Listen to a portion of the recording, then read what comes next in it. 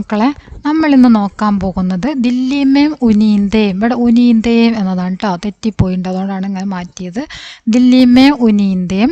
ദില്ലിമേ ഉനീന്തേം എന്ന സംസ്മരൺ നമ്മൾ പഠിച്ചതാണല്ലോ.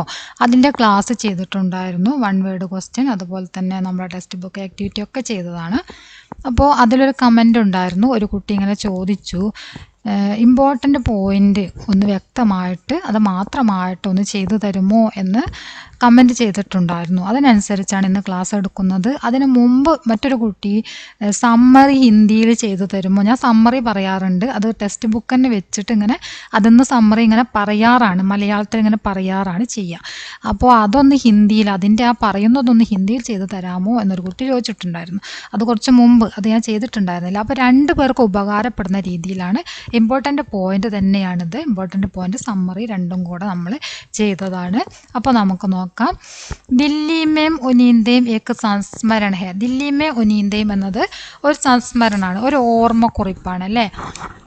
जिसमें लेखिका एक ഓട്ടോറിക്ഷ ചാലക് രാജാറാം സെ മിൽത്തി ഹെ. അതായത് ഇതിൽ എഴുത്തുകാരി ലേഖിക ഏക് ഓട്ടോറിക്ഷ ചാലക്, ഒരു ഓട്ടോറിക്ഷ ഡ്രൈവറായിട്ടുള്ള ആരെയാണ്, രാജാറാമിനെ കണ്ടുമുട്ടുന്നു. ദില്ലി മേ ഉനീന്തേം എന്ന സംസ്മരണയിൽ ലേഖിക ഓട്ടോറിക്ഷ ഡ്രൈവറായിട്ടുള്ള രാജാറാമിനെ കണ്ടുമുട്ടുന്നു. और उसके जीवन के बारे में വിസ്താർ സെ ജാൻതി ഹെ. എന്നിട്ട് അദ്ദേഹത്തിൻ്റെ ജീവിതം വിശദമായി പരിശോധിക്കുകയും ചെയ്യുന്നു. അദ്ദേഹത്തിൻ്റെ ജീവിതം, ജീവൻ കെ ബാരേമേ, ജീവിതത്തിനെ കുറിച്ചിട്ട് വിസ്താർ സെ ജാൻതി സെ, വിസ്തരിച്ച് തന്നെ മനസ്സിലാക്കുന്നു, അതായത് അതിനെക്കുറിച്ച് കൂടുതൽ പരിശോധിക്കുന്നു. രാജാറാം ഉന്നാവ് ഉത്തർപ്രദേശ് കാ നിവാസി ഹെ. ഈ രാജാറാം ഉന്നാവിലെ, ഉത്തർപ്രദേശിലെ ഉന്നാവിലെ നിവാസിയാണ്. ഔർ ലഗ്ഭഗ് ഏകദേശം 14 വർഷം, സാൽ വർഷം, പഹലെ മുമ്പ്, 14 വർഷം മുമ്പ്, 1979 ദില്ലി ആയാത, ദില്ലിയിൽ വന്നതായിരുന്നു.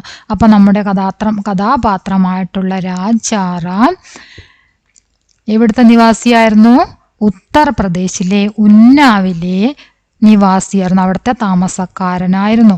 1979 14 വർഷങ്ങൾക്ക് മുമ്പ്, ലഗ്ഭഗ് ഏകദേശം 14 വർഷങ്ങൾക്ക് മുമ്പ് ദില്ലി ആയാത, ദില്ലിയിൽ വന്നതായിരുന്നു.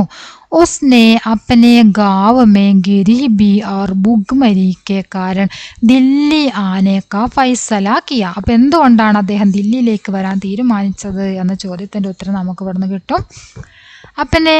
ഉസ്നെ അപ്പനെ ഗാവമേ, തൻ്റെ ഗ്രാമത്തിലെ ദാരിദ്ര്യവും വിശപ്പും കാരണം അദ്ദേഹം ഡൽഹിയിലേക്ക് വരാൻ തീരുമാനിച്ചു. എന്തുകൊണ്ടാണ് ഡൽഹിയിലേക്ക് വരാൻ തീരുമാനിച്ചത്? ആ സ്വന്തം ഗ്രാമത്തിലുള്ള ദാരിദ്ര്യവും വിശപ്പും കാരണമാണ് ഡൽഹിയിലേക്ക് വരാൻ വേണ്ടി തീരുമാനിച്ചത്. വഹ് പഹലെ റിക്ഷ ചലാത്താത.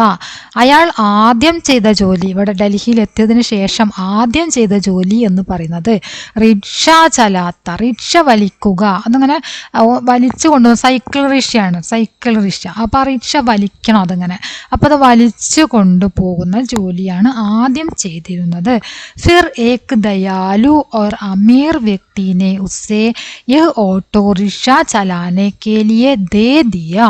ഫിർ പിന്നീട് ഏക് ദയാലു ഓർ അമീർ വ്യക്തി, ഒരു ദയാലുവായിട്ടുള്ള ധനികനായ വ്യക്തി, അയാൾക്ക് ഓട്ടോറിക്ഷ ചലാനെ കെ ലിയെ ദേ ദിയ, ഓട്ടോറിക്ഷ ഓടിക്കാൻ വേണ്ടി വാങ്ങി നൽകുകയായിരുന്നു. വഹ് अपनी पूरी जिंदगी अपने ഓട്ടോ में ही बिताता है.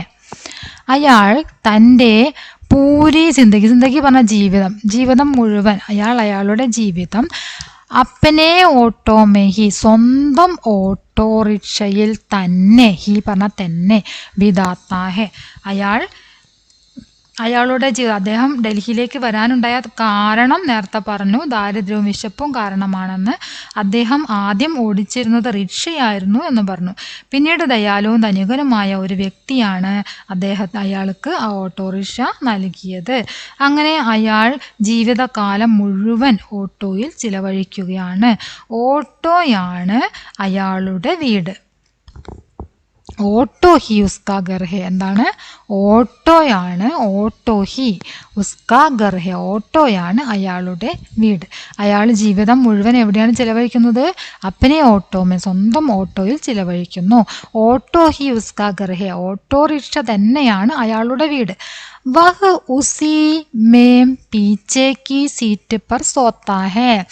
അയാൾ ഉസീമേ അതിൽ, പീച്ചേക്ക് സീറ്റ് പർ പിൻ സീറ്റിൽ, സോത്താഹെ ഉറങ്ങുന്നു. അയാൾ അതിൽ പിൻ സീറ്റിൽ ഉറങ്ങുന്നു.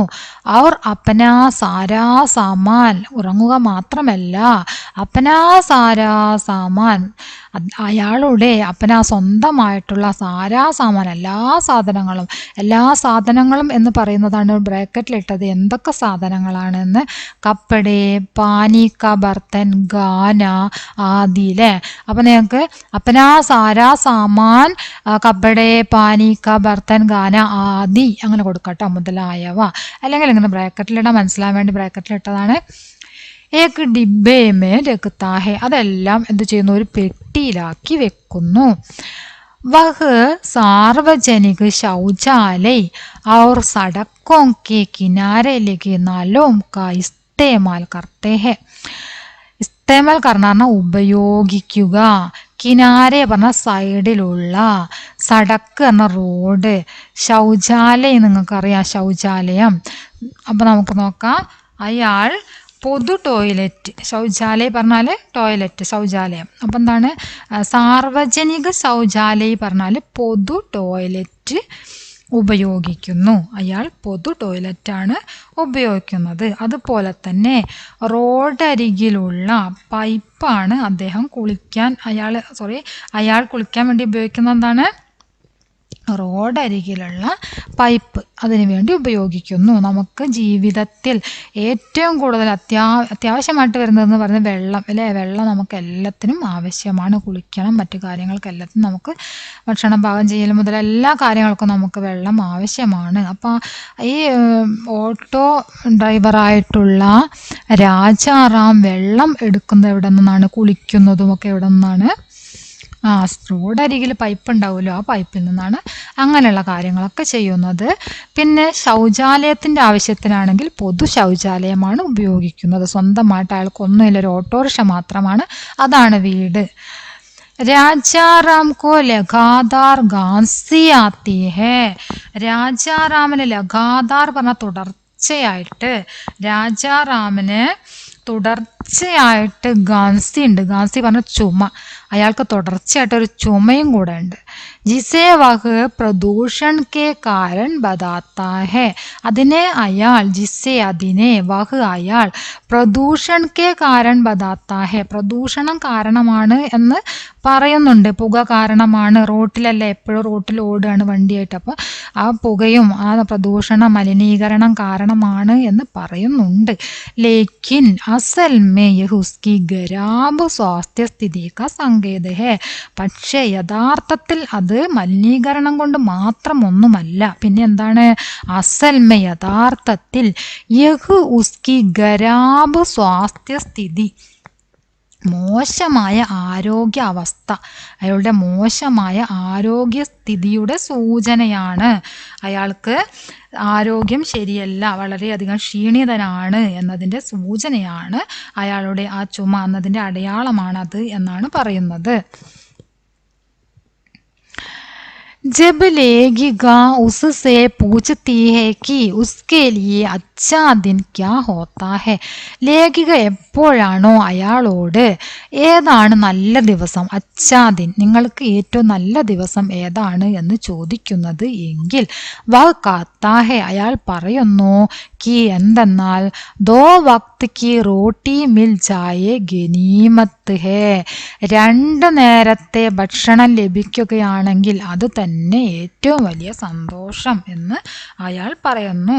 ഒരു ദിവസം 2 നേരവും ഭക്ഷണം ലഭിക്കുക അത് തന്നെ ഒരു സന്തോഷമാണ്, അല്ലെങ്കിൽ അതൊരു അനുഗ്രഹമാണ്. അത്രയാണ് അയാൾ കണക്കാക്കിയിട്ടുള്ളൂ ജീവിതത്തിലെ ഏറ്റവും നല്ല ദിവസം എന്ന് പറയുന്നത് അല്ലേ. വഹ് അപ്പനെ ജീവൻ കി കഠിനായോ കെ ബാരേമേ. അപ്പം നമുക്ക് അതിൽ നിന്ന് മനസ്സിലാക്കാൻ പറ്റും എത്രമാത്രം ദാരിദ്ര്യമാണ് അയാൾ അനുഭവിക്കുന്നത് എന്നത്. 2 നേരത്തെ ഭക്ഷണം ലഭിച്ചാൽ തന്നെ അയാൾ ഭാഗ്യവാനാണ് എന്നാണ് അയാൾ കരുതുന്നത്. वह अपने जीवन की कठिनाइयों के बारे में बात करता है, यह बताता है कि कैसे वह 2 अलग अलग मौसमों में अन्न और भूख के मौसम. വ്യത്യസ്തമായ കാലാവസ്ഥ എന്ന് പറയുന്നത് വിശപ്പിൻ്റെയും ഭക്ഷണം ലഭിക്കുന്ന അവസ്ഥ, ഭക്ഷണം ലഭിക്കാത്ത അവസ്ഥ, വിശക്കുന്ന അവസ്ഥയും ഭക്ഷണത്തിൻ്റെ അവസ്ഥയും കേട്ടോ. മേം ജി രഹാ ഹേ. അതായത് അയാൾ വ്യത്യസ്ത സീസണുകളിൽ എന്ന് പറഞ്ഞത് ഭക്ഷണത്തിൻ്റെയും വിശപ്പിൻ്റെയും സീസണുകളാണ്. അതിൽ അയാൾ ജീവിച്ചു എന്നാണ് പറയുന്നത്.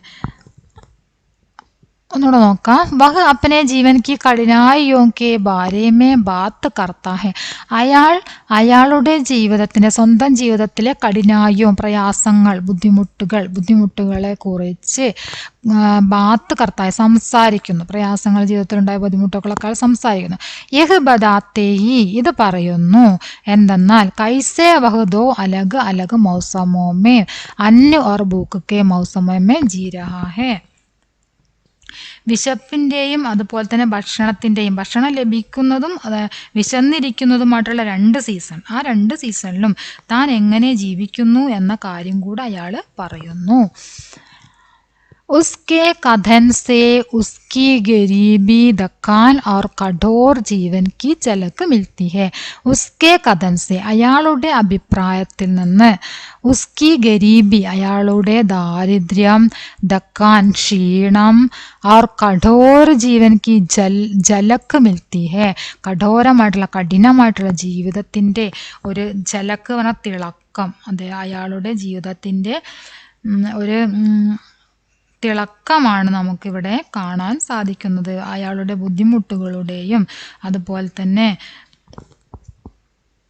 दारिद्र्यത്തിൻ്റെ उसके कथन से उसकी गरीबी दकान और कठोर जीवन की झलक मिलती है. അദ്ദേഹം തൻ്റെ ജീവിതത്തിലെ ബുദ്ധിമുട്ടുകളെ കുറിച്ച് സംസാരിക്കുന്നു. ये कहानी दिल्ली जैसे बड़े शहर में हाशिए पर जी रहे लोगों के संघर्ष और उनकी मामूली उम्मीदों को दर्शाती है. അതായത് ഡൽഹി പോലുള്ള ഒരു വലിയ നഗരത്തിലെ പാർശ്വവൽക്കരിക്കപ്പെട്ട ആളുകളുടെ പോരാട്ടങ്ങളെയും എളിമയുള്ള പ്രതീക്ഷകളെയും ഈ കഥ ചിത്രീകരിക്കുന്നു. അപ്പം അത്രയാണ് നമ്മുടെ കഹാനി, സംസ്മരൺ ഉള്ളത്. അതിലുള്ള എല്ലാ ഇമ്പോർട്ടൻ്റ് പോയിന്റുകളും ഇതിൽ ഉൾപ്പെടുത്തിയിട്ടുണ്ട്. ആദ്യം മുതൽ അവസാനം വരെയുള്ള കാര്യങ്ങൾ ഇത്രയാണ്. അതിലുള്ള പോയിന്റുകൾ, നടന്ന സംഭവങ്ങൾ നമ്മളവിടെ പറഞ്ഞിട്ടുണ്ട്. അപ്പോൾ ക്ലാസ് എല്ലാവരും കാണുക, ഫുള്ള് ക്ലാസ് കാണണം. നിങ്ങളുടെ അഭിപ്രായങ്ങൾ തീർച്ചയായിട്ടും അറിയിക്കണം, ലൈക്ക് ചെയ്യണം. പലരും ലൈക്ക് ചെയ്യാനും അഭിപ്രായങ്ങൾ എഴുതാനും മറക്കുന്നുണ്ട്. ആരും തന്നെ അഭിപ്രായങ്ങൾ എഴുതാൻ മറക്കരുത്. നിങ്ങളുടെ അഭിപ്രായങ്ങൾ എഴുതുക. നിങ്ങൾക്ക് സംശയം എന്തെങ്കിലും ഉണ്ടെങ്കിൽ നിങ്ങൾക്കത് എഴുതി ചോദിക്കാം. ഓക്കെ.